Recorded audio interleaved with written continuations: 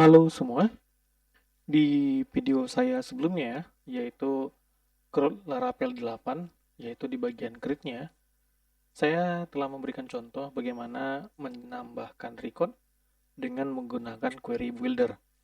Nah, pada video kali ini, sesuai dengan janji saya sebelumnya, yaitu saya akan membuatkan grid dengan menggunakan Eloquent dan juga menggunakan query builder. Jadi pada video kali ini, saya akan membahas menggunakan Eloquent.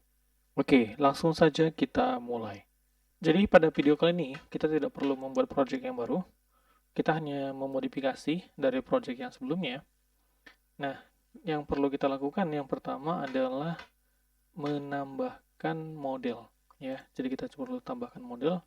Caranya bagaimana? Kita ketikkan di terminalnya php artisan make model barang.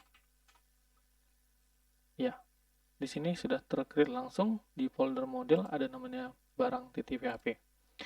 Nah, yang perlu kita lakukan di sini sebenarnya bisa banyak sekali yang kita lakukan, yaitu menentukan field mana yang bisa dirubah, kemudian field mana yang bisa ditampilkan, apa nama primary key-nya, dan bagaimana tabel ini berelasi dengan tabel yang lainnya. Oke, nah kita mau buat ini simple, jadi kita tidak perlu buatkan semuanya. Nah, jadi kita hanya akan menuliskan di sini field mana yang bisa dirubah atau ditambahkan. Oke, sebagai contoh kita lihat di tabel di model user maksud saya. Nah, ini ada contoh ya. Kita coba kopikan saja, nggak ada salahnya, biar cepet gitu ya. Oke, kita protect labelnya yaitu adalah tadi barang, kemudian harga, dan spesifikasi. Oke, oke, itu saja. Nah, kemudian kita kembali lagi ke controller. Yang perlu kita lakukan di sini adalah menghilangkan library untuk query builder-nya. Kita ganti dengan model yang tadi. Nah, cara pemanggilannya coba saya lihat dulu. Oke, kita buka situs Laravel ya. Saya agak lupa. Kemudian kita cek di dokumentasi. Kemudian Eloquent. Kemudian kita cari aja di sini dengan nama Grid ya. Grid. Ya, ini dia. Oke. Nah, ini dia ya. Jadi kita tinggal gunakan nama tadi adalah barang ya, nama modelnya tadi barang. Sesuaikan bentuk penulisan hurufnya ya. Oke. Kemudian kita perlu merubah di sini kita sudah cukup sebutkan nama modelnya yaitu barang titik 2.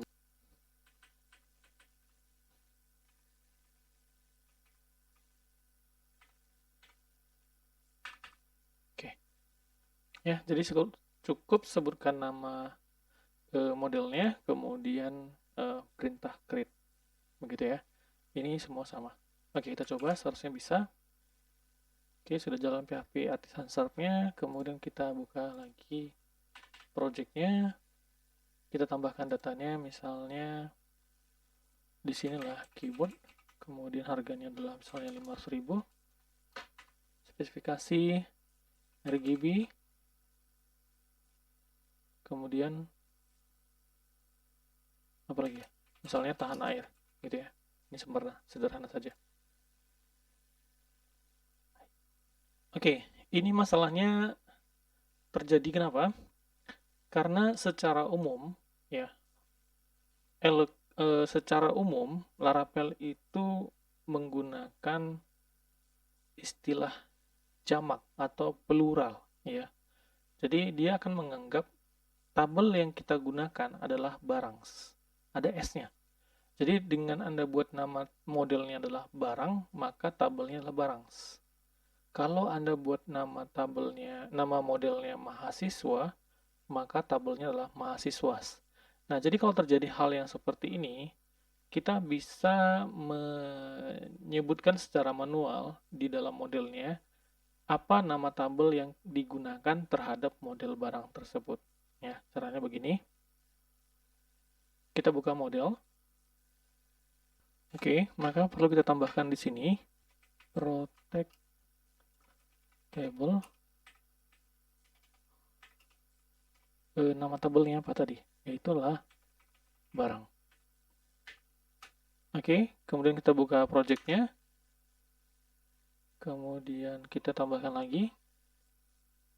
Misalnya tadi adalah kita masukkan misalnya keyboard. Harganya adalah 300.000. Kemudian spesifikasi RGB tahan air. Ya, simple saja. Submit. Oke, sudah kembali ke index, kita cek di datanya dan datanya sudah muncul. Ya. Oke. Nah, di sini ya ini akan saya jelaskan sedikit ya, ada penambahan. Coba Anda bandingkan data yang diinput dengan Query Builder dan diinput dengan Eloquent. Kalau diinput dengan Query Builder, maka data itu kapan diinput tidak tercatat. Ya. Kapan diupdate juga tidak tercatat. Namun, kalau kita menggunakan Eloquent, ini akan dicatat. Ya, disitulah letak perbedaannya. Nah, jadi kalau ditanya, bagus mana menggunakan Eloquent atau Query Builder? Ya, jawabannya adalah Eloquent. Kenapa?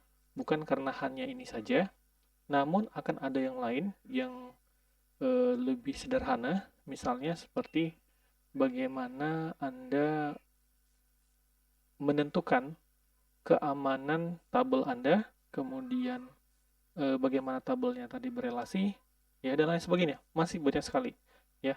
Itu nanti kan kita coba bahas di video khusus ya. Oke.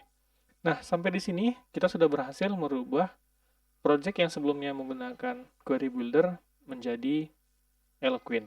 Oke, sampai jumpa lagi di video yang selanjutnya.